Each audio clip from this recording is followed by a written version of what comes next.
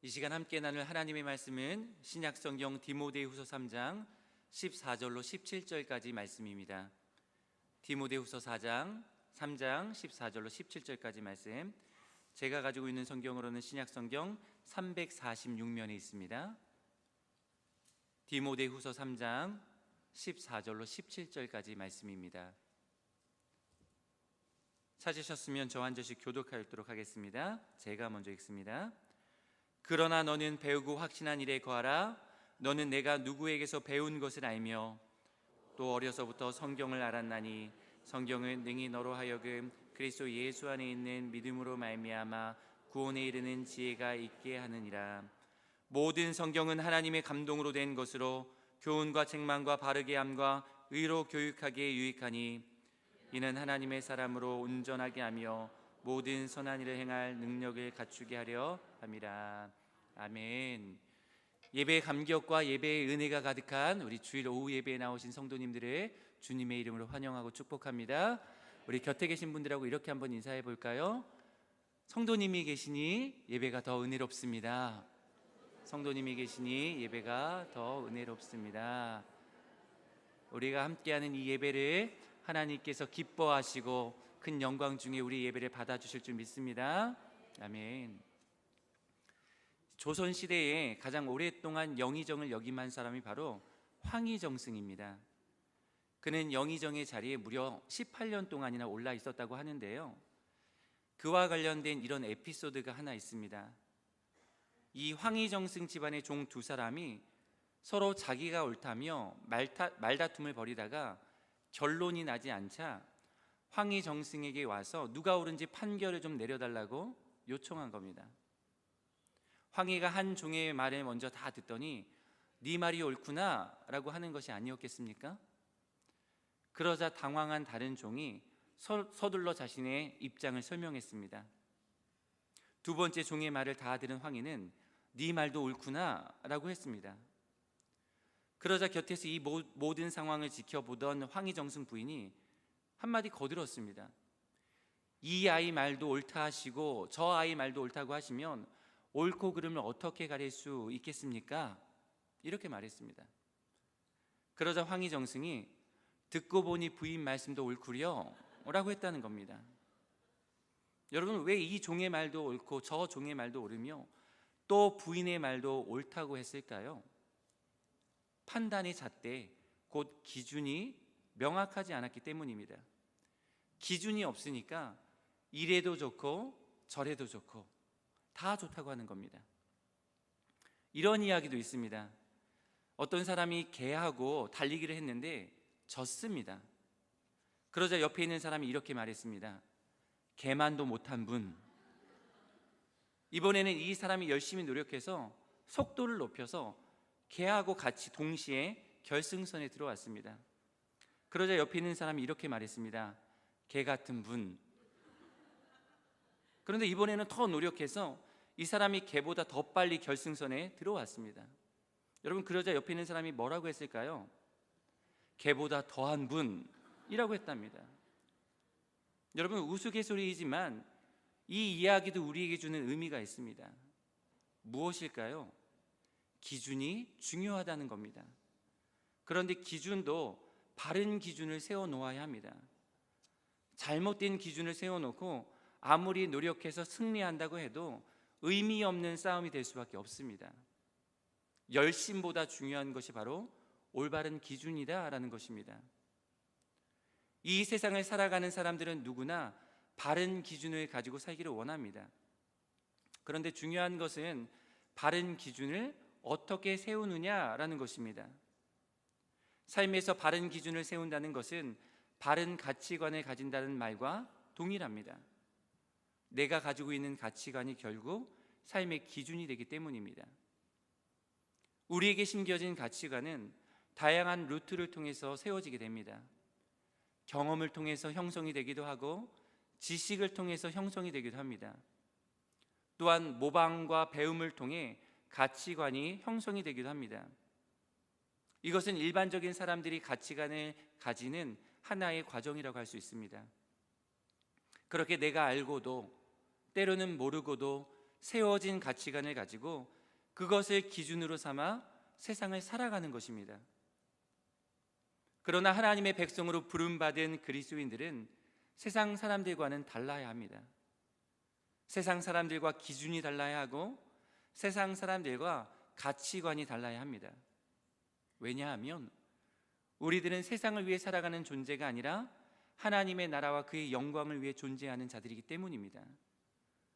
우리들은 일시적인 이 세상을 목표로 살아가는 사람들이 아니라 영원한 하나님의 나라를 바라보며 살아가는 자들이기 때문입니다. 그렇다면 그리스도인 된 성도된 우리들은 무엇을 인생의 기준으로 붙들어야 할까요? 그것은 바로 하나님의 말씀, 곧 성경입니다. 성경을 캐논이라고도 합니다. 이 캐논이라는 말은 갈대를 의미하는 헬라어 카논에서 유래했다고 합니다. 당시에는 이 길이를 재는 정확한 자가 없어서 갈대로 무엇인가의 길이를 측정했다고 합니다. 그래서 헬라어 카논은 길이를 잴 때 사용하는 자 또는 측량 막대기라는 뜻을 가지고 있었습니다.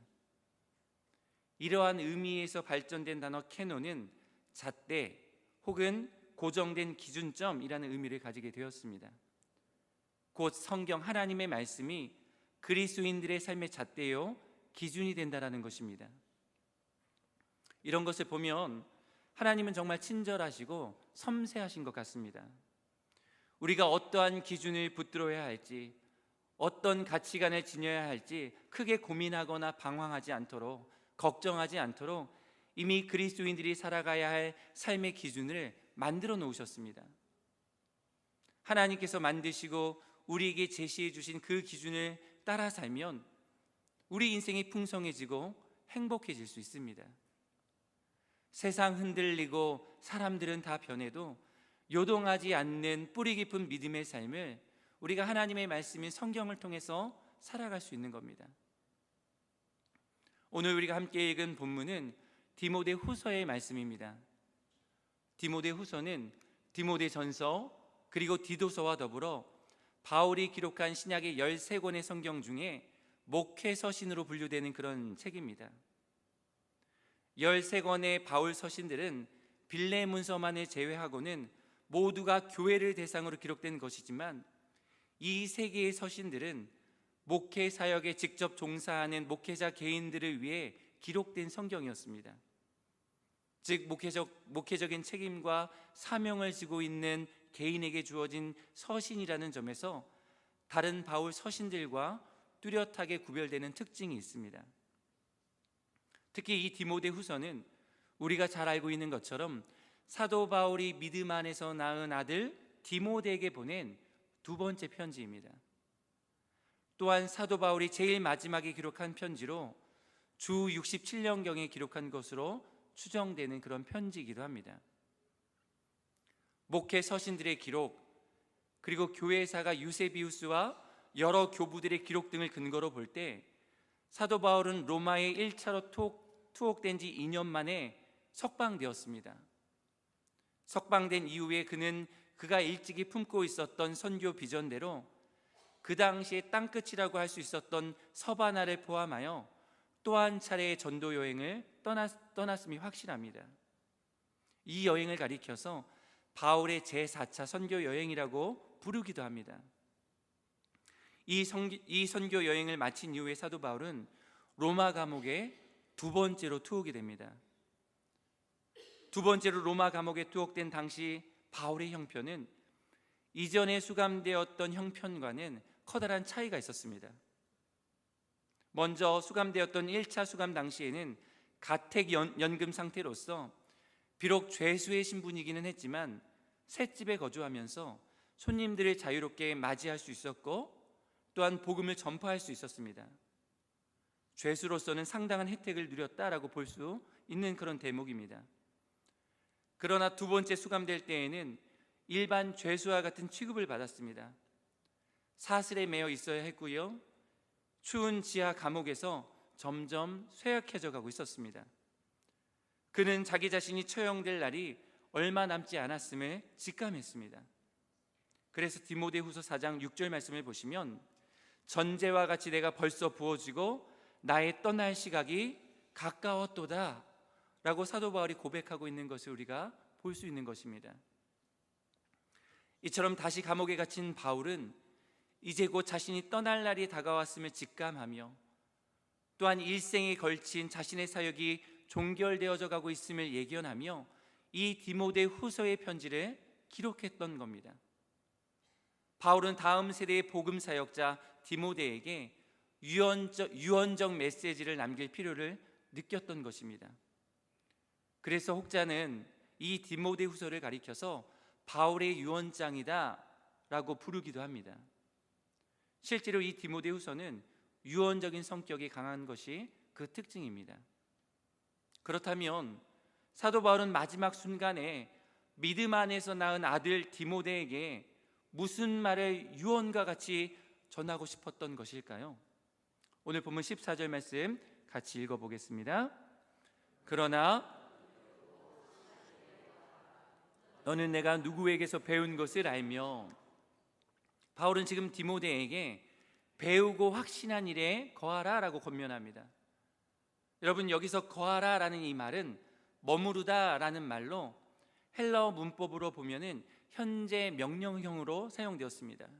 그러니까 무슨 의미냐면 네가 배우고 확신한 일에 계속해서 끝까지 머물러 있어라, 그런 의미입니다. 어떤 상황을 만나도 흔들리지 말고 네가 배우고 네가 확신한 일에 계속해서 끝까지 머물러라, 그런 말씀인 것입니다. 그렇다면 여러분, 무엇을 배우고 확신해야 합니까? 흔들리지 않고 끝까지 어디에 머물러 있어야 하는 것일까요? 그것은 바로 성경입니다. 왜 그렇습니까? 성경은 하나님의 말씀이며 영원토록 변치 않는 진리이기 때문입니다. 이사야 40장 8절 말씀에 보면 이 성경에 대한 이런 선포가 있습니다. 같이 읽어보겠습니다. 풀은 마르고 꽃은 시드나 우리 하나님의 말씀은 영원히 서리라 하라. 아멘. 여러분, 그렇게 울창하던 풀도 시간이 지나면 곧 마르고 없어집니다. 꽃도 마찬가지입니다. 제 아무리 화려하고 향기로운 꽃이라도 금세 시들게 되어 있습니다. 저도 제 아내와 한창 연애할 때는 아내의 마음을 얻기 위해서 꽃 선물을 자주 하곤 했습니다. 틈만 나면 꽃 선물로 감동 이벤트를 해주면서 감동을 선사하는 로맨티스트였습니다. 그런데 결혼하고 나서 보니까 선물한 꽃이 며칠 지나지 않아서 금세 시들어버리는 것이 아니겠습니까? 이 시들어버린 꽃을 그냥 둘 수 없으니까 여러분 어떻게 합니까? 결국 쓰레기통에 버리고 맙니다. 그 뒤로는 꽃 선물을 자주 안 하는데요, 이처럼 꽃의 아름다움은 여러분 순간입니다. 그러나 사랑하는 성도 여러분, 오직 하나님의 말씀은 영원한 줄 믿으시길 바랍니다. 하나님의 말씀인 성경은 변함없는 진리입니다. 수천 년 전에도 그랬고 오늘도 그러하며 영원토록 변함이 없습니다. 과거 수천 년 동안 성경을 믿지 않는 사람들이 기독교를 핍박하며 성경을 없애려고 온갖 수단과 방법을 가리지 않았습니다. 그러나 역사는 지금까지 그들 중 누구도 성공하지 못했고 성경을 없애려는 일이 불가능하다는 사실을 명시해주고 있습니다. 실제 AD 303년 로마의 황제 디오클레티아누스는 성경을 없애버리라고 명령했습니다. 그는 자기가 성공할 것이라고 생각하고 기독교는 이제 없어졌다라고 새긴 메달을 차고 다녔습니다. 그러나 여러분, 죽고 없어진 것은 성경이 아니라 디오클레티아누스 황제 그 자기 자신이었습니다. 18세기 프랑스의 유명한 철학자 볼테르는 한때 성경은 쓸데없는 책임으로 100년 안에 없어지고 말 것이다 라고 말했습니다. 그러나 그가 죽은 지 50년 후에 그의 출판사에서 성경을 인쇄하게 되었습니다. 그리고 200년이 지난 뒤에는 그가 살던 집에 프랑스 성서 공회가 세워져서 지금까지 성경을 프랑스 전역에 나누어주는 곳으로 바뀌고 말았습니다. 또한 구소련의 공산당 서기장을 지낸 니키타 후르쇼프는 앞으로 3년도 못 되어 성경을 다 멸하겠다라고 호언장담했으나 3년도 못 되어 죽은 것은 성경이 아니라 후르쇼프 자기 자신이었습니다. 여러분, 어떻게 이런 일이 가능할 수 있을까요? 수많은 권력자의 횡포와 압제 속에서도 어떻게 성경이 이와 같이 영원할 수 있을까요? 그 이유는 과연 무엇인가요? 본문 16절 말씀입니다. 같이 읽어보겠습니다. 모든 성경은 하나님의 감동으로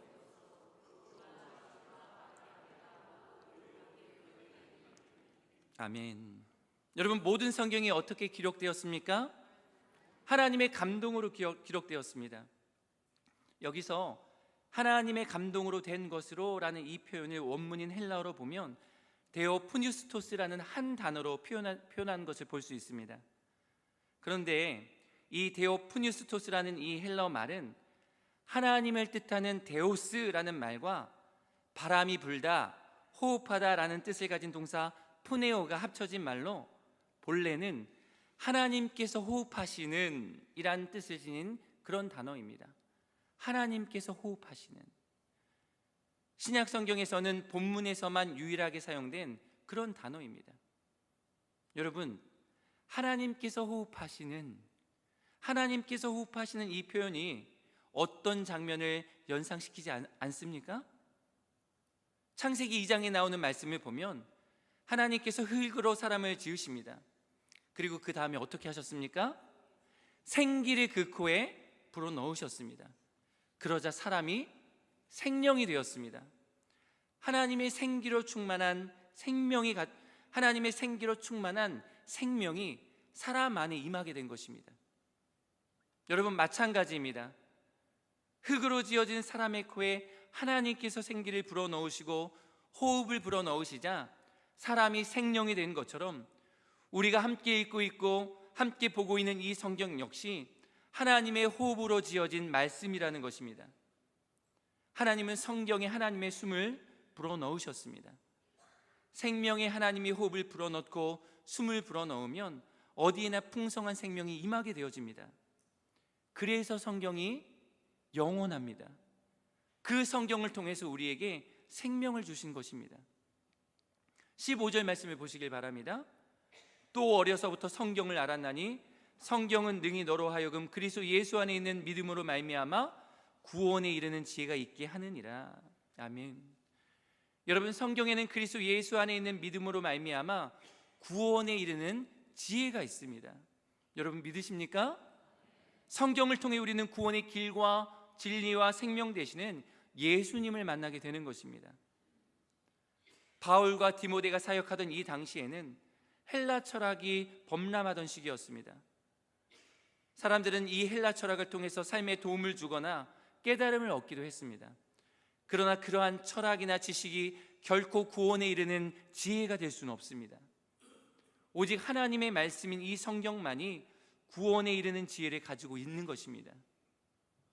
그렇습니다. 하나님의 말씀은 살아있는 말씀입니다. 죽어서 아무것도 못하는 무능력한 말씀이 결코 아닙니다. 하나님의 말씀은 살아서 운동하고 역사하며 나를 변화시키고 내 인생을 새롭게 바꾸는 능력을 가지고 있습니다. 하나님의 말씀이 내 안에 들어가면 그 말씀이 내 마음의 생각과 뜻을 나 자신보다 더 잘 알고 있기 때문에 자연스럽게 우리의 심령을, 우리의 인생을 치료해 주십니다. 성경처럼 우리의 마음을 찌르고 쪼갤 수 있는 것은 여러분 어디에도 없습니다. 세상의 그 어떤 심리학자도 상담가도 철학자도 하나님만큼 나 자신을 잘 알지 못합니다. 그 어떤 세상의 책도 성경만큼 나의 깊은 내면을 파고들 수가 없습니다. 그렇기 때문에 성경은 병들어 있고 잘못되어 있는 우리의 마음을 고칠 수 있는 것입니다. 성경은 우리가 낙심하고 절망하여 쓰러져 있을 때에 우리를 일으켜주고 우리를 세워주고 우리를 위로하는 방법을 잘 알고 있습니다. 성경은 희망과 꿈을 잃고 의기소침해 있는 사람들에게 소망을 주며 새 사람을 만드는 방법을 또한 잘 알고 있습니다. 반대로 우리가 교만한 마음을 품고 있을 때 성경은 우리의 죄악을 드러내고 우리의 위선을 벗기며 우리의 고집을 꺾어줍니다. 그래서 우리의 마음을 낮추어 줍니다. 그래서 날마다 하나님의 말씀을 먹을 때에 우리는 교만하지 않고 온전한 하나님의 사람으로 변화된 삶을 살아갈 수 있는 것입니다. 16절 말씀을 다시 한번 보시길 바랍니다. 모든 성경은 하나님의 감동으로 된 것으로 교훈과 책망과 바르게 함과 의로 교육하기에 유익하니. 여러분, 우리는 얼마나 유혹이 많은 시대를 살아가고 있습니까? 우리 자녀들은 부모 세대보다 100배 아니 1000배는 더 유혹이 강하고 어려운 세상을 살아갑니다. 물론 기성세대들도 세상의 유혹을 받지만 우리 자녀들은 더 많은 유혹에 노출되어 있습니다. 집을 조금만 나서서 거리를 배회해 보면 PC방, 노래방, 찜질방, 비디오방, 게임방, 만화방, 대화방, 소주방 등 수없이 많은 방들이 우리 젊은이들을, 우리 자녀들을 유혹하고 있습니다. 아니, 이제는 밖에 나가지 않아도 유혹거리가 천지입니다. 젊은 청년들, 청소년들 한번 보시길 바랍니다.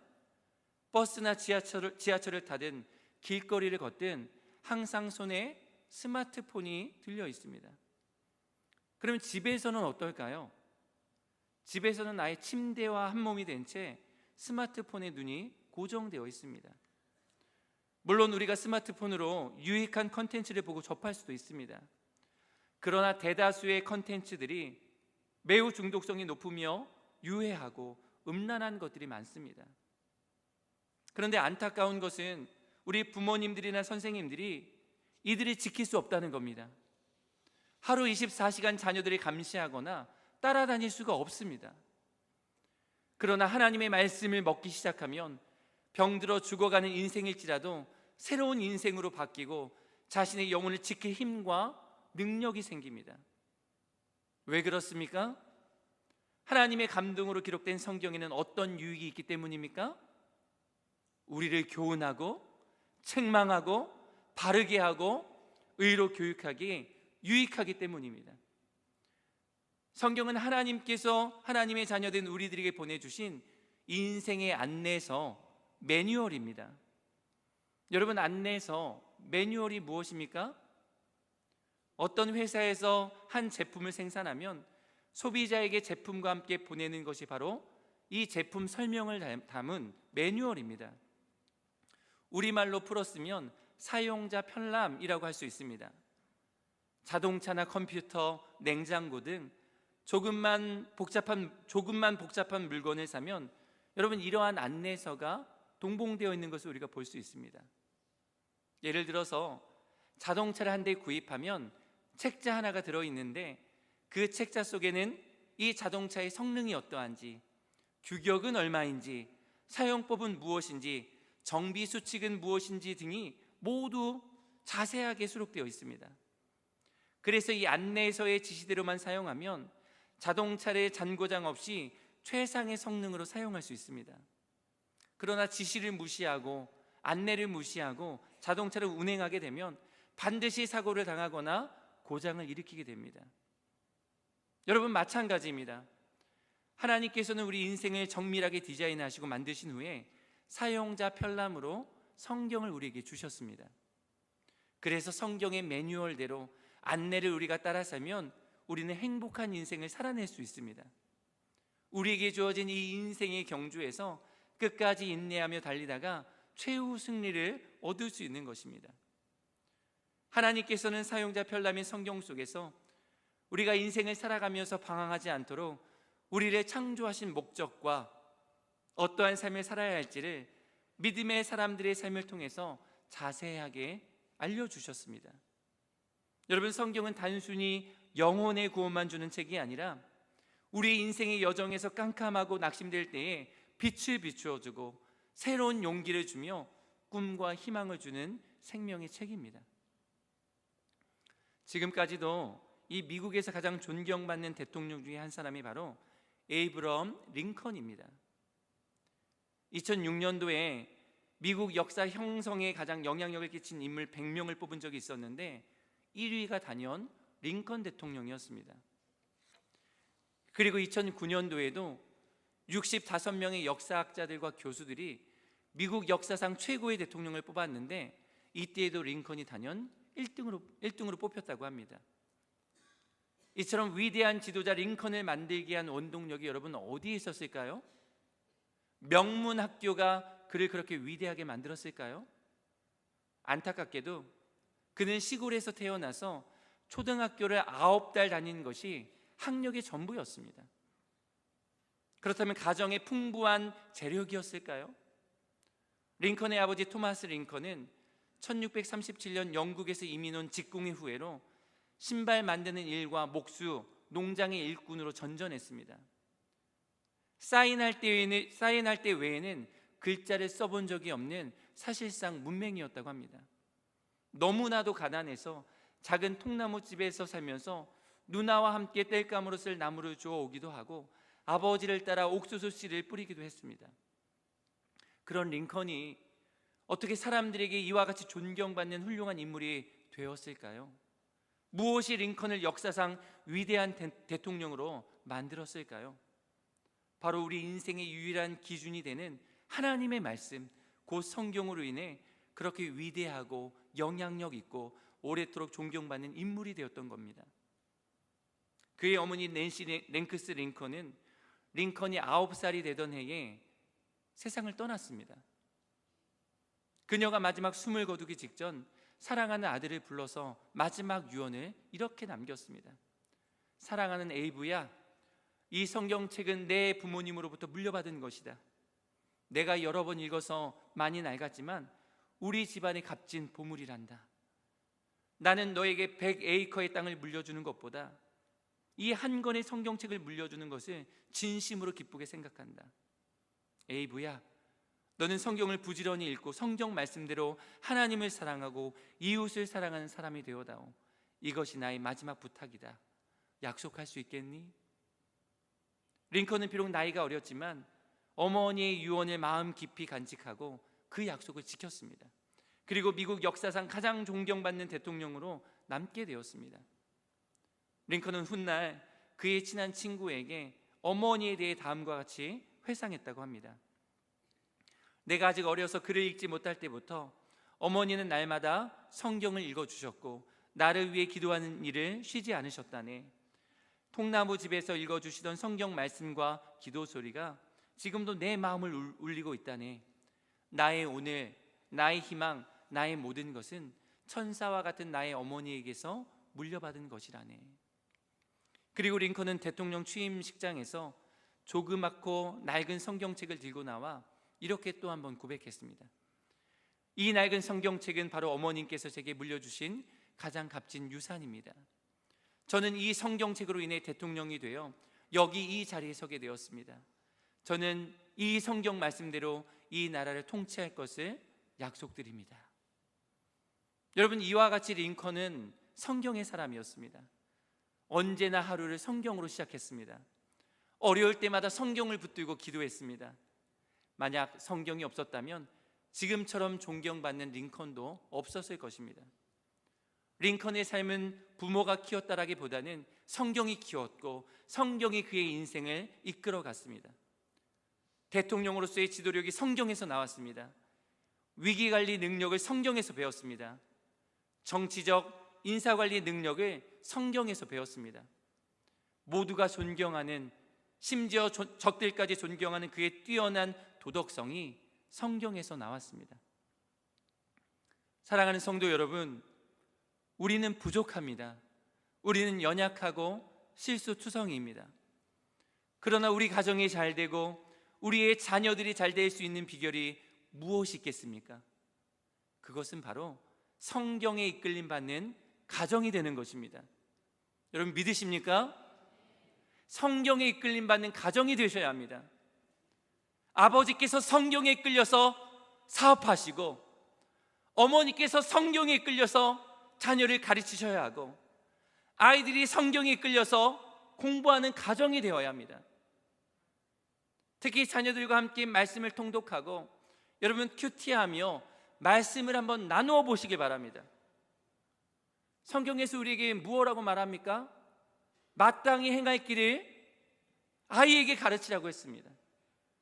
여러분, 자녀들이 마땅히 행할 길이 무엇입니까? 공부 잘하고 세상에서 성공하는 것입니까? 아닙니다. 하나님을 사랑하고 하나님을 경외하는 것, 그것이 우리 자녀들이 마땅히 배우고 행할 길입니다. 그런데 하나님을 사랑하고 하나님을 경외하는 법을 우리의 자녀들이 어디에서 배울 수 있겠습니까? 하나님의 말씀, 곧 성경에서 배울 수 있습니다. 자녀들이 성경을 배우고 묵상하면 분명 자녀들의 삶이, 자녀들의 인생이 달라질 것입니다. 꿈도 없고 비전도 없던 자녀들이, 그들의 삶이 하나님의 꿈으로 가득 채워지게 될 겁니다.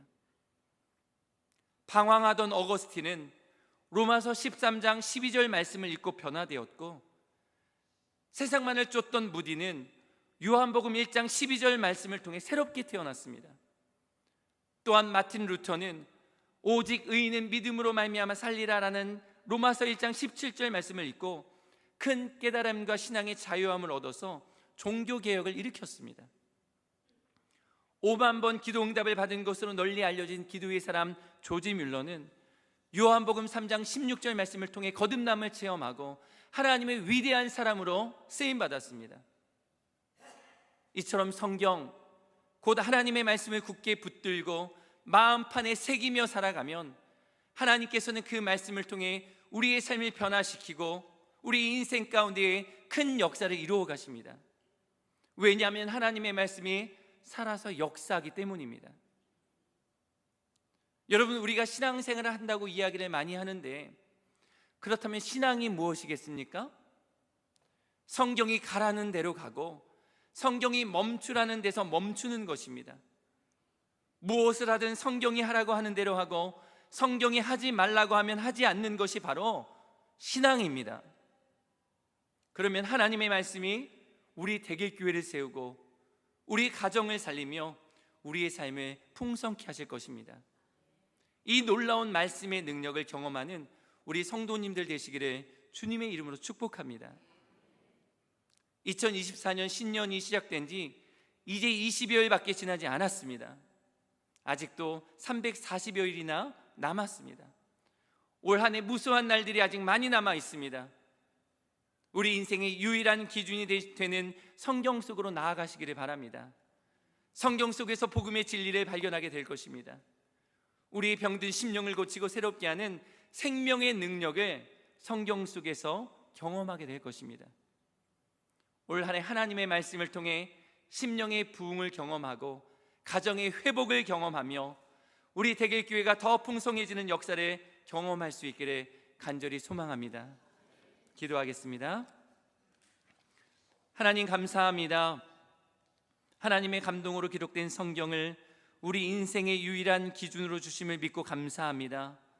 이 세상 살아가며 여러 가지 유혹과 시련을 만날 때마다 하나님의 말씀인 성경으로 돌아가게 하시고 성경만을 굳게 붙들며 믿음 안에 승리할 수 있도록 인도하여 주시옵소서.